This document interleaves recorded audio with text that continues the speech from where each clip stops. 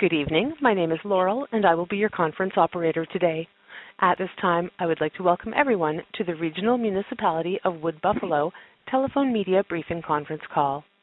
For this call, Bob Couture, Director of Emergency Management for REOC, will be fielding questions related to the wildfire situation. All lines have been placed on mute to prevent any background noise. After the speaker's remarks, there will be a question and answer session.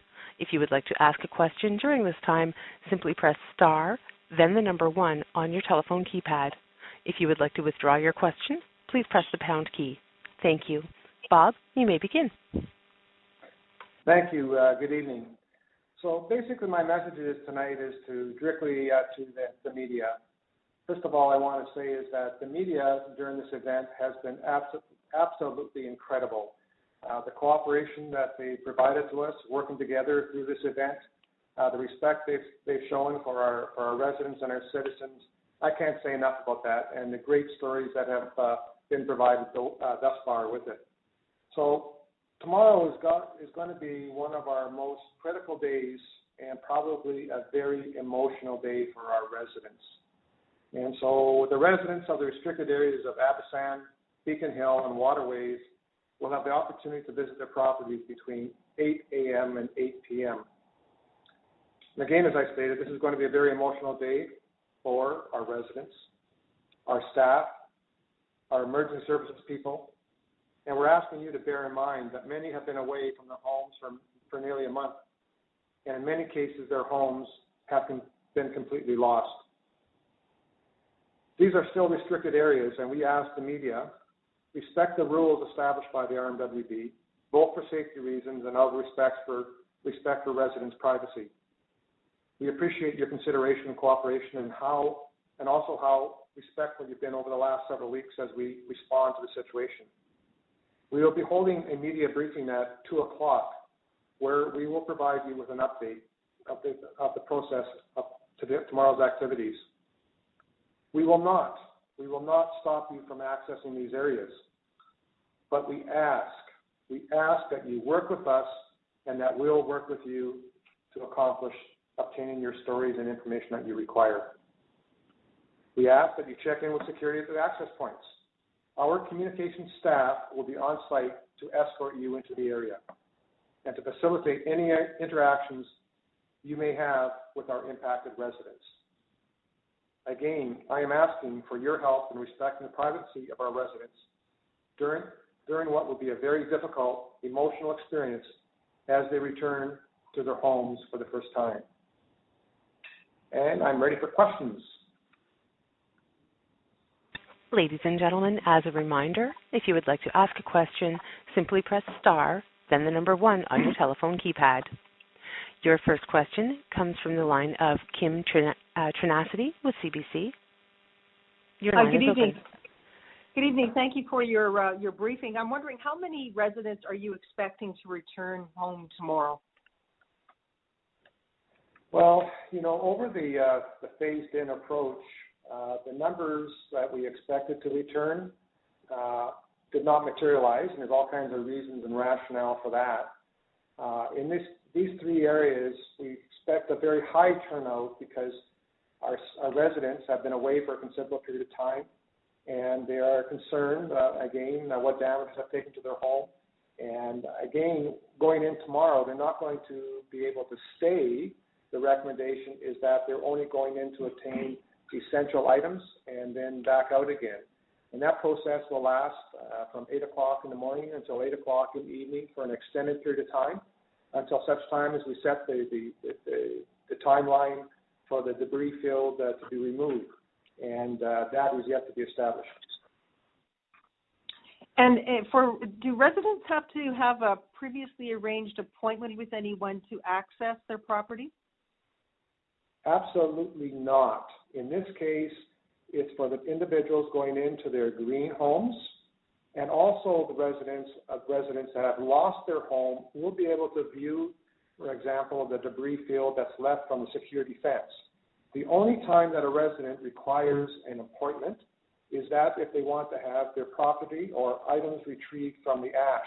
And that is, again, booked through our Pulse line and using Rubicon volunteers to shift the ashes to find out if any mementos. And I'm sorry, just as a follow-up, you mentioned that we could be seeing a lot of people return tomorrow. Do you have any kind of ballpark number what the potential is? It's we can probably see close to maybe 3,000 or 4,000 people that will be up on returning. Thank you.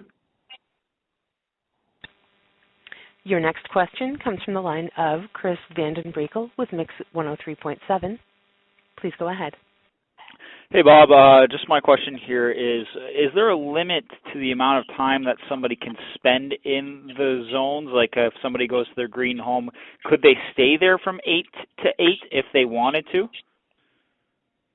Hey, thanks for the question, Chris. Absolutely. There's no time restrictions on that from 8 o'clock in the morning till 8 o'clock in the evening. And 8 o'clock in the morning, 8 o'clock in the evening the next day, there's no restrictions being placed on that at all, other than between those hours. Okay, thank you. Your next question comes from the line of Colin Bird with Fort McMurray Today. Your line is open. Hi, just quick clarification for now. So you said earlier that you asked that media identify themselves at the access points, and then people, and then there will be an escort for them from then on. Are there any areas that staff will be asking media not to go? Colin, well, again, we want the media to respect the privacy of an individual's homes. Of course, that is off limits, unless the media is invited by a resident into their home, absolutely. And in addition, that the fenced-off areas, the burnt-out areas, the basements, and of course there's a security fence there. We do not want the media, and the media should not go behind that fence. And the rationale is for their own safety and for the safety of others. And we also must be sure that individuals, and it's recommended that they wear the proper protective equipment, that they have long-sleeve shirts, appropriate shoes, not open-toe sandals, no shorts, that a respirator is also provided, and wearing gloves. So those things we're providing to the residents as they enter, and that's the same type of situation with the media. We want to be ensure that everybody is safe and following the recommendations. Okay. So just apart from those restrictions, which I guess personally seem reasonable, there won't be any restrictions that RMWB staff would put on media in terms of while escorting them. Absolutely not. The only thing, Colin, we're looking for is that we treat, and you know the community, we want to see our citizens treated with respect. And I can't say enough that this is going to be a very, very hard day for a lot of people. And we want to be sure that people are treated with respect, and that's what we're asking the media. And we know the media will do that. It's just that we're all together on this, and we're working together as a team, and we're helping each other. Okay, thank you. Your next question comes from the line of Kristen Salumi with Al Jazeera. Your line is open. Hi, I'm wondering if you can just give me a general update on essential services in the town in terms of electricity and water and medical services. Sure. In regards to electricity and gas, the community has been fully charged. ATCO Electric has completed their repairs, so there's power throughout the city. ATCO Gas has charged all the service lines within the community, and today they've had a 70% relight on individual residents, so those connections have been made. We still have a boil water situation. In other words, do not consume the water in pretty much all of the city except of the lower town site. The lower town site is off the boil water. So our essential services are stable, up and running, and providing the required services to our citizens. That's including our policing and EMS and our firefighting services. But the hospital's not open yet, correct? Oh, I never touched on one. Thank you for reminding me on that. So we have the Alberta Health Services has the emergent care facility that is up and running, providing the required services for our population. They're continuing to work on the hospital, and the hospital should be up and running here shortly in the next little while. Thank you.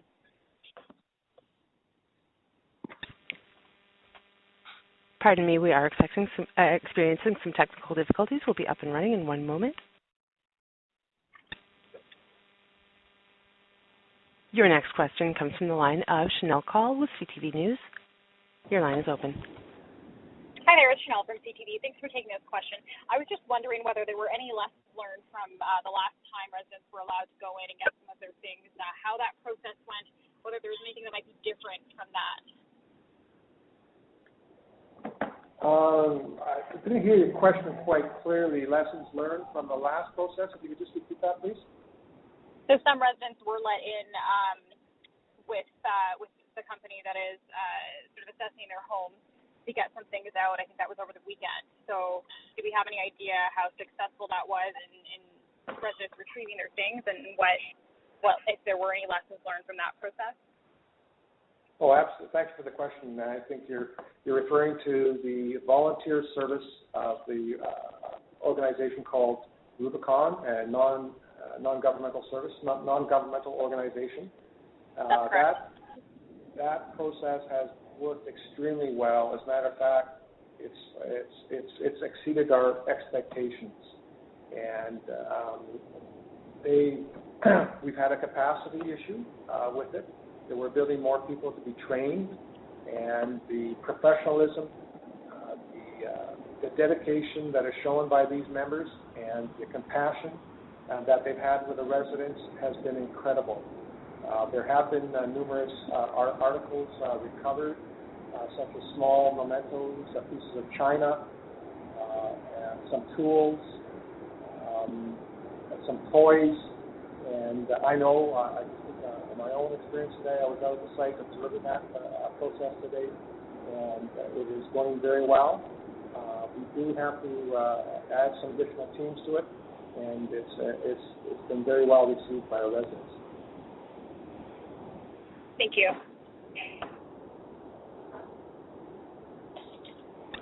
Your next question comes from the line of Phil Heidenreich with Global News. Please go ahead. Hi there. I've got a quick yes or no question before my main question. Just with the terminology and the news release, is this a technical briefing or is everything reportable? This is a technical briefing. It was more to have a discussion and with the media and thanking you for your respect and compassion that you've shown to our residents, the great stories that you've been providing on this. But I just want to have that conversation with you in preparation for tomorrow. Tomorrow is a really big day for our community, and we're asking that we continue that same type of relationship and showing the respect for our citizens as they return to a very stressful area in our community. Okay, and then my main question is sort of, are there situations that could arise with some of these really, these homes really affected by the toxins where somebody wants to remove a personal item, but it's considered unsafe to do so for that particular item? That's a bit speculative, but I'm just curious. No, at this time, we're going to have to look at each case individually and uniqueness. We do know these homes have been occupied for an extensive period of time. They have not had power for a period of time, and the reality is that there may be some very nasty things within those homes, and those residents may want to get rid of them right away, and we got the support process in place to do that.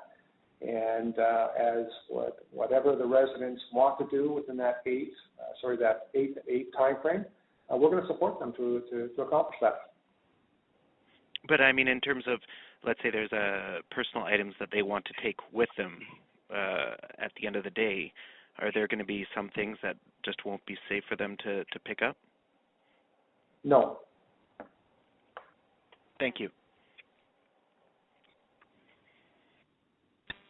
Once again, ladies and gentlemen, that's star one to queue up for questions. We have a question from the line of Mark Wolven with 630 CHED. Your line is open.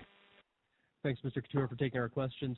How many Rubicon staff will be available to assist with residents, and is there any sort of special equipment that they'll be using to search for items? Right now, we're staffing up. I believe the number is close to 90 Rubicon individuals that have been trained. And what our intent is to expand that, have our Rubicon trained people train some additional individuals that have the physical ability to work in very hot, demanding conditions with a Tyvek suit and boots and gloves and a face mask and restricted area and be aware of safety concerns. So it's a pretty complex situation, and all it is about keeping people safe because as we go down into those basements, numerous hazardous materials, sharp objects, etc. So we're going to really ramp that up and provide the service that we're seeing from our residents, that they really want to have that opportunity, that we sift through the rubble for some mementos, and we're committed to do that. Thank you so much. You're welcome. Your next question comes from the line of Shalima Maharaj with Global News. Please go ahead. Hi there. We've been hearing from some of the residents who say that they've been trying to get connected with Rubicon and trying to arrange for a time to be able to come out, but they haven't really been hearing back. The responses have been delayed, and there has been a little bit of frustration on their part. What would you say to residents right now who are having some difficulty getting through? Absolutely. We're aware of that, and we're working with Rubicon to deal with those issues. And I think the most important thing to state is that Rubicon, they're volunteers. It's a volunteer organization that is trying its best to provide those services. And we're going to supplement them with some additional resources so that we can get those messages back to our citizens and residents. This is the first time that Rubicon has been in Canada. They've been in existence in the States for a considerable period of time, working on various different disasters. And now we have a chapter of Rubicon that's formed in Canada. And I know it's sometimes frustrating at this time, but we're going to work through this process, and we'll definitely have a lot of learnings for the next unfortunate disaster in our country that we're a little more prepared for it. But I know I've spoken to the Rubicon staff, I've spoken to residents, and once they perform this recovery effort, I can't say enough about it. And we will ensure that all our residents have been given this opportunity if they need it. And not all residents will want to have their the ashes sifted through. The destruction, the catastrophe is pretty dynamic when you look at it. There's not much left of these homes.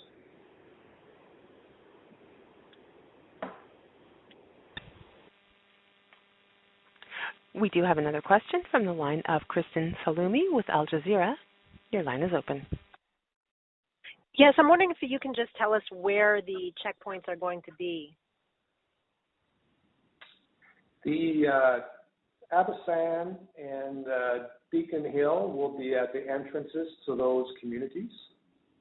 The checkpoint for waterways will be off the Park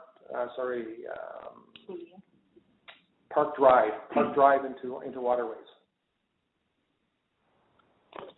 Thank you. You're welcome.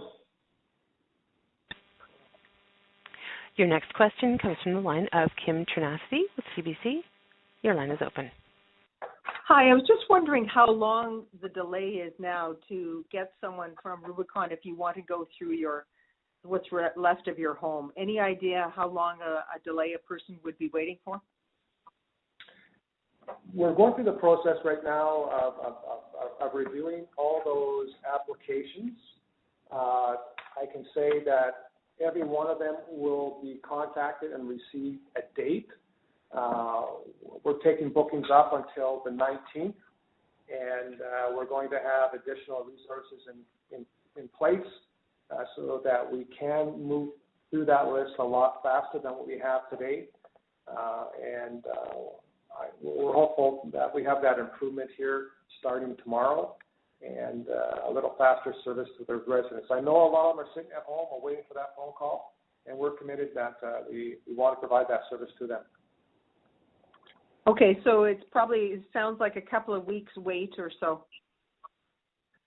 Well, exactly, and it's going to take some time again to go through this process. We to train the people, to get all the resources in place, all the kit in place, but we want to get back and let those citizens know that they are being heard and they will have an appointment if they want one to go in and search, have us search through the ashes.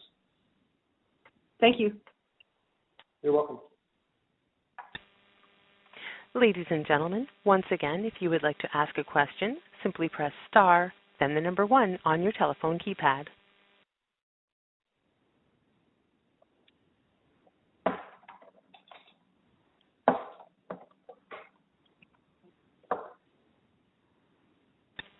There are no further questions at this time. I'll now turn the call back to Bob Couture for closing remarks. Well, thank you very much. And again, I want to really express my appreciation to the media of how they've been respectful and handling the stories in this incident. And we want to ensure that we want to work with you to continue that. And in addition to that, I just want to remind people that they need to wear the personal protective equipment tomorrow when they're in the site. They can come and go as needed during those, come and go as they want during those hours of 8 to 8. And we also want to really emphasize that there are restricted areas. It is unsafe. The burnt out areas that go into. The trained professional people are the Rubicon staff, and you only need, if you want to go have the basement sifted, you book it through Rubicon. To access the restricted areas, there's unrestricted access during the times of 8 to 8.